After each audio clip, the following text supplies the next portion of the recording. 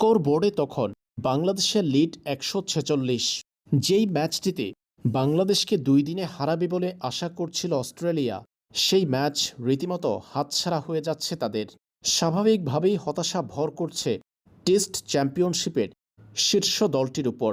আর হতাশা থেকে মাঠের ক্রিকেট বাদ দিয়ে এবার বাংলাদেশের ব্যাটার মেহেদী হাসান মিরাজের উপর উগ্র আচরণ দেখালেন মিচেল স্টার্কের তখন ২১তম ওভারের চতুর্থ ডেলিভারি করেছেন, আর সেই ডেলিভারি থেকে খুঁচিয়ে ১ রান নিয়েছেন মিরাজের রানিংকে কেন্দ্র করে বাধে বিপত্তি।